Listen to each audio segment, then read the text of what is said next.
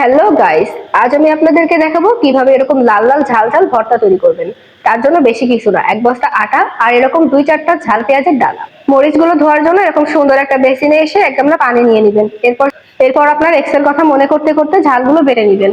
ঝালগুলো butter সময় camera off করে নেবেন, তারপর ঝাল বাটা হলে আবার ক্যামেরা অন করবেন। এভাবে সম্পূর্ণ ঝাল বাটা রেডি হয়ে গেলে আপনি একটা গামলা নেবেন, তাতে রসুন প্লাস পেঁয়াজ বেটে নেবেন। এরপর অন্যের সংসারে আগুন ধরানোর মতো করে উনুন ধরিয়ে নেবেন। তারপরে মশলাগুলো কষিয়ে নেবেন। আমার কাছে একটা পোকা বেগুন ছিল, তাই আমি পোকা সহই দিয়ে দিয়েছি। আপনাদের কাছে থাকলেও আপনারা দিবেন, তাহলে স্বাদ হবে। এরপর ক্যামেরা অফ করে রান্না হয়ে গেলে আবার অন করবেন।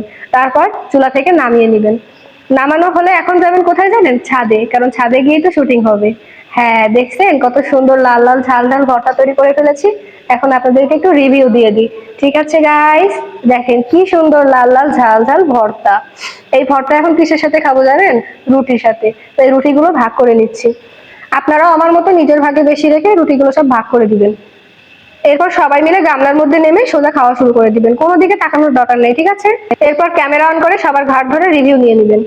এখন দেখাবো আমার মতো কিভাবে একটা রাজকীয় বাইট নেবেন। প্রথমে রুটি নিবেন, এরপর একটু ভর্তা নিবেন, কিন্তু ক্যামেরা অন থাকায় দুইবার নিবেন, যেন মানুষ বুঝতে পারে আপনি একটু ঝাল বেশি খান। তারপরে কি করবেন? সোজা মুখের ভিতরে ঢুকিয়ে দিবেন। ঠিক আছে, আজ এই পর্যন্তই। দেখা হবে হোস্টেলের অন্য একটা রেসিপিতে। Bye bye guys.